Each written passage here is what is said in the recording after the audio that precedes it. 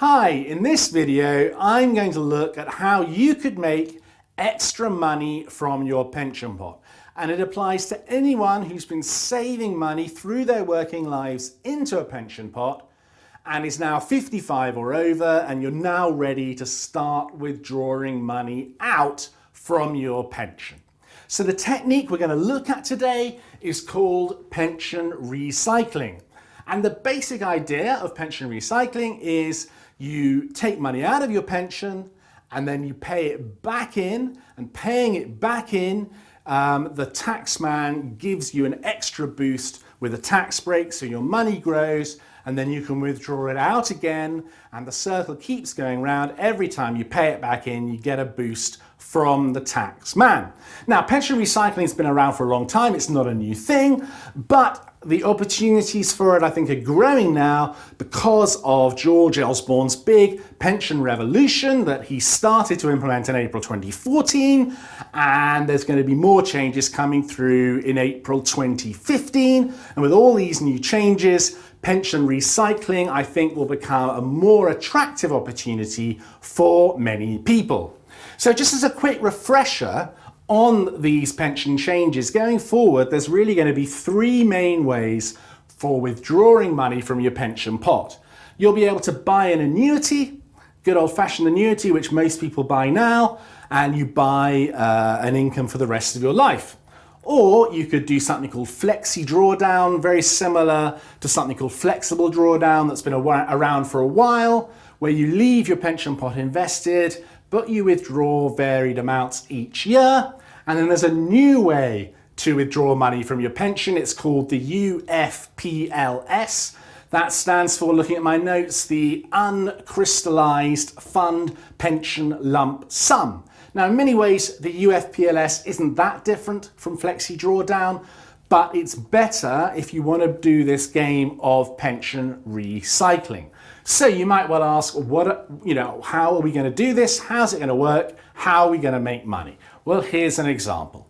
Let's imagine you've got £8,000 and you decide to pay it into your pension. You pay £8,000 into your pension pot, and the tax man, assuming you're a basic rate taxpayer paying 20% income tax, the tax man boosts your pension pot up to £10,000. So you've got a nice £2,000 profit. Now you want to get the money out from your pension pot so you can spend it. Well, you will have to pay some income tax.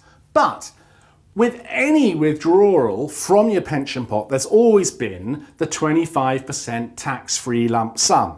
So traditionally, when you started withdrawing money from your pension pot, say with a £100,000 pot, you could take out £25,000 and not pay any tax.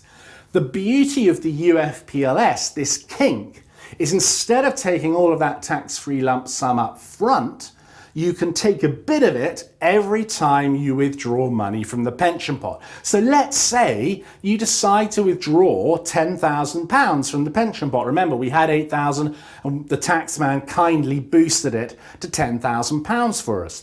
Now we take £10,000 out as a UFPLS. £2,500 is tax-free.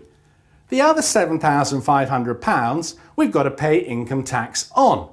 20% of £7,500 is £1,500. So we end up paying £1,500 income tax. 10,000 minus £1,500 income tax, we've got £8,500. So we've turned the £8,000 into £8,500. We've made a £500 profit simply by paying money into the pension pot and taking it out immediately. And you could carry on doing this year after year and making a nice little profit each year thanks to the taxman's little tax break. Now, you might be thinking, wow, that's brilliant. I'm going to, run hundreds of £1,000s, recycle hundreds of £1,000s through my pension each year and make loads of money. Well, sadly, George Osborne is wise to this, and he said that once you start withdrawing money from your pension, either through Flexi Drawdown or a UFPLS, once you started that, you can only pay £10,000 back into your pension each year. So the potential profits are significant, but are a bit limited. But that doesn't mean you shouldn't do it. £500 is £500. You know, no one's going to turn their noses up at that. And actually, if you go for an annuity, you'll still be able to pay in £40,000 each year. And the point about annuities is we're going to see new rules with annuities, making them more flexible, meaning that you can get more variation in your annuity income each year. So you could potentially buy an annuity with a big £40,000 payment one year and then run that through the recycling process, just as I've described, and you'll make a much bigger profit than £500. All sounds fantastic, and I think it is a very promising way to make a bit of extra money from your pension. Having said that, couple of caveats. One, HMRC has been on the prowl looking out for pension recycling in the past under the old rules. And so when you've had big sums of money being recycled, HMRC has been able to claw some money back as long as it could prove that the money was being paid into the pension purely for recycling purposes. Obviously, it's quite hard for HMRC to prove that, so it's only ever really clamped down when it's been large amounts of money going through the recycling process.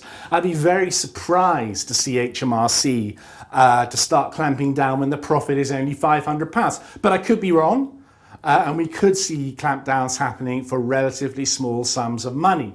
So bearing that in mind, it's probably worth getting some professional advice before you start doing this. Don't just rely on my video. I think it's also worth getting professional advice because it's very early days for the new world of pensions. I wouldn't be at all surprised if the government make further modifications to the bill that's going through Parliament. We may see other new clauses, secondary legislation, all the rest of it. Things may change, so if you're watching this video in summer 2015, it may already be out of date. So that's another reason why, if you're thinking about doing this, thinking of doing some pension recycling, it's probably best to get some professional advice. But having said that, I think it's a technique with real potential, and it's worth knowing about, and I hope you found watching this video useful for that reason. I'll be back with another video soon. Until then, good luck with your investing.